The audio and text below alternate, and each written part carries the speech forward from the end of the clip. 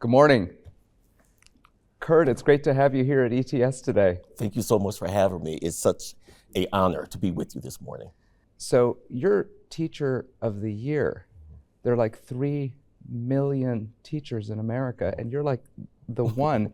Wow, what an honor. And I just want to say it's such an honor to have you here today. How does it feel to be Teacher of the Year? You know, when you put it in that perspective, right now I'm thinking, wow, what an accomplishment. I'm just so honored and so blessed to represent millions of teachers out there. Being National Teacher of the Year does not mean that I'm the best teacher. I'm just fortunate to be the teacher at this moment, and the things that I try to project my body of work hopefully will resonate with individuals to instill that hope in education that we all have. Great. Well, let me kick off by just highlighting that Kurt Russell, Teacher of the Year, you're at Oberlin High School in Ohio. Yes. And you've been recognized and will be recognized and honored later today as Teacher of the Year by CCSSO. Mm-hmm. And one of the things recently I wanted to highlight is that we had here at ETS Julian Castro, the former cabinet member. Yes. And one of the things that he spoke about was the importance of giving kids role models. I wanted to see if you could comment a little bit about the role that teachers play as role models in America. I tell you what, I'm sitting here today with you because of 2 exceptional teachers I had. My kindergarten teacher, Miss Francine Toss, a middle-aged white woman who in 1978 intentionally read a storybook to her kindergarten students. Now, I come from Oberlin, which has a demographics of probably 50% students of color. And in my kindergarten class, there was probably 10 black male students. Miss Toss opened up this picture book, and she said, I'm going to read a story about Martin. And when she turned the pages, it was this little black boy in this book. And it was a story about Martin Luther King Jr. Mm-hmm. Before the holiday, right? So a story about Martin Luther King Jr. And Miss Toss was so intentional about making sure that her students see themselves in the curriculum. And then my 8th grade math teacher was the first black male teacher I ever had, Mr. Larry Thomas, a gentleman with an afro. He listened to the same type of music I listened to. He greeted his students with a fist bump every morning. And he just showed me what a professional looked like and what professionals should behave. And it just was an honor to be in his class and Miss Toss' class, and it resonated with me as a teacher today. Mm. You know, how do we draw teachers that come from diverse backgrounds into teaching? What do you think it takes to inspire individuals throughout the country to consider the profession? We have to value teachers. And I think that's one thing that we lack in the teaching profession, is that we don't place a value on teachers. And what I mean by that, we need to make sure that teachers feel as though they are the experts in the classroom, have a seat at the table. Not only that, but allow teachers to participate at the table. So when policies are being made, there should be a teacher there. And then also, we need to make sure that we compensate teachers. Mm. It's difficult when a teacher have to take a second job to make ends meet. It saddens me to see that. And I think if we value teachers, if we consider teachers as being experts, and if we compensate teachers, we could draw more young, energetic individuals into the profession. Kurt, you teach American history. Yes. And one of the perspectives that you bring is around race and diversity on the topic. Yes. Why is that so important? Because it's real. It's what kids are experiencing. It's what adults are experiencing. And I think if we tiptoe around the issue, we are not providing our kids with a holistic education that they deserve. Mm. And I think the most important thing about the courses I teach is that it prepares my students for the real world. It's a world that is full of diversity, a world that is full of differences of opinions, and we need to make sure that our kids are prepped and our kids are prepared to disagree, right? But to agree to disagree. And I think that's the most important thing that I'm providing my students. You coach basketball. Yes, love it. Why do you think that is a compliment to how you teach? I use the gym, the basketball court, as an extension of the classroom. So the things I teach my students in the classroom about being a hard worker, being disciplined, it's the same thing I teach my students on the basketball court. There's no difference to me. I would not allow my students to not perform well in the classroom, and I would not allow my students not to perform well on the basketball court. So we have baseline talks every day, not about basketball, but just about life and about the things that we can do in order to make this a better world for all of us. As a basketball player growing up, I got schooled quite a few times on the court, so I know what you mean by connecting school with the court. I think that's super important. It really is, and it allows students to develop and grow as well. It's been said that teaching is the greatest act of optimism. Yeah. What's your view on that? I said this quote before, that I still have hope in education.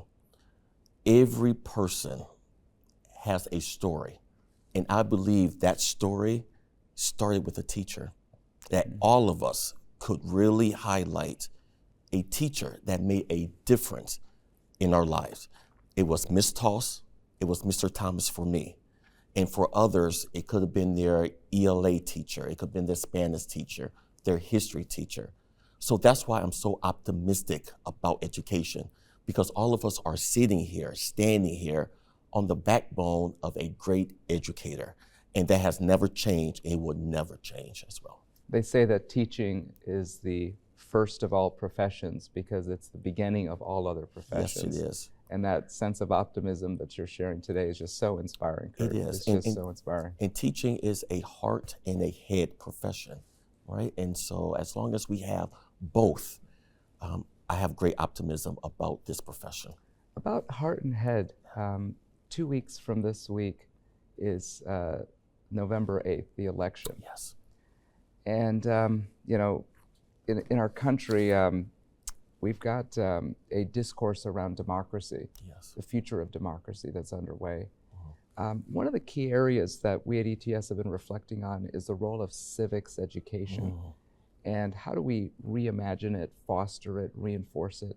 What are your thoughts about how can we as Americans reintroduce, reimagine civics education as a foundation for our kids in school? Yes, I think what we need to do is not allow our students to belong in a civic course. We have to allow our students to participate in civics, right? That means we need to take our curriculum outside of the four walls of the classroom and bring it to the community. That means attending city council meetings. That means attending state board meetings to see the full effects of civics and how civics relate to our students. So often as teachers, we rely on textbooks, right? Textbook information, but we don't allow our students to participate. And I think we need to start doing that a little bit more and a little bit better. So Kurt, I've got a question for you. Yes. Post-COVID, Yes. one of the big items that is top of mind for parents, for the media, is mental health. Yes. How do you see mental health on the front lines, in the classroom day in and day out? What has been the impact of COVID, and what do you think we ought to do about it? I think there's two folds to that question. Number one, when we think of mental health, rightfully so, we think about students. But I also think we need to focus on teachers as well. I don't think learning could take place if teachers are not well. And due to COVID, there's been teachers who have not been well, emotionally drained. I know personally I experienced that. Room 200 is the room that I teach in, and it used to be a classroom that was bustling with energy and excitement, and then it became very, very dull because I'm teaching through a computer screen, and it really drained on me in regards to, am I providing the best education opportunity possible? And then I recognize my students being home, some of them by themselves, learning from a computer screen, not fully being engaged in the lesson. And so I noticed a drop off, not in terms of academics, but just in terms of socially, right? Being able to connect, building relationships. And it has to be on the forefront of our agenda in order for us to move forward. What are we going to do about our well-being of our students and of our teachers? Yeah, no, it's top of mind for all of us. Yes. Testing. Yes. So there's different kinds of tests that a student takes in school, in high school, for example. You've got quizzes, you've got end of semester tests, you've got standardized tests that are taken to get into college, you've got state-based tests. What's your view of the whole way we think about testing? How can we make it better? I'm a total advocate of assessment, but I'm a total advocate of making sure that our assessment reflects our students. A lot of times we put so much emphasis on making sure that our students receive this test score in order to go into a college and not look at what students have gained. So there's many students at Oberlin High School that their test scores are not as high, but their involvement within school activities, their involvement in the community is remarkable. And if we could really use that piece of assessment in order for our students to be successful and be able to go into college, I like that as well. But of course, we need to make sure that our assessment reflects all of our students and not just one segment of our students. So assessments that are fair, that are unbiased, yes, and that are holistic. Yes, and equitable as well for all of our students. Yes. Oberlin is not the most wealthy school districts, and so our resources in preparing our students for assessment tests is not comparable to other wealthy school districts that has the means for doing so. And it's unfair for a certain school district that does not have the resources to be assessed in a manner that is across the board and has no room for margin or error. I've got 3 kids, a middle schooler, a high schooler, and one that just started college last month. And when I looked at their curriculum, at what they were taught, I was just stunned at how similar it was to the education I had 30, 40 years back. And the world of work is changing so rapidly, technology, globalization, all of the disruptive forces. Do we have the right curriculum to prepare students for this future of work that we're seeing now? Honestly, I don't think so. My oldest son is a second-year law student at Arizona State University. So he took that college pathway, did very well in school. My youngest son in 5th grade told my wife and I do not want to go to college. I would like to work. Oberlin High School did not provide that particular opportunity, that career pathway. And so my youngest son went to a joint vocational school to receive that training. I believe that all school districts need to have a curriculum that both challenge our college prep students, also challenge our career students. And we need to normalize that. And that's one thing we do not do very well, is normalize what I consider the worker, right? A construction worker, a plumber, electrician. Those jobs are needed, and we need to make sure that we highlight the importance of those professions. There's a debate in the United States around teacher certification. And we're looking at that debate closely. In the teacher certification debate, one of the questions is, should we have a certification for a teacher to be in the classroom? Should we have some kind of an assessment, like we have something called a praxis? Yes. Should we be having an assessment for prospective teachers to become teachers? What are the pros and cons of that, and how might we do that differently? I think we need a standard for our teachers across this country. We need to make sure that our teachers are qualified to be in the classroom, because our most precious gifts are children. And we need to make sure that those individuals that are standing in front of the classroom are qualified, that they have the right courses in order for them to be a teacher.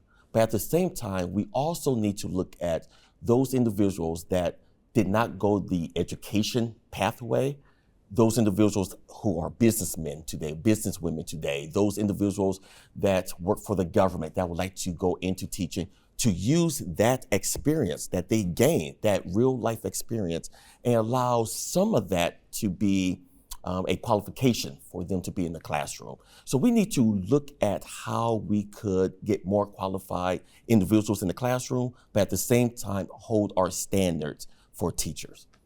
Amen to that. Yes. Well, thank you so much, Kurt. It's really an honor. It's a genuine honor for us to have you here at ETS today. CCSSO National Teacher of the Year. Congratulations. Thank you so much. I appreciate it. Thank you, sir. Thank you, Kurt.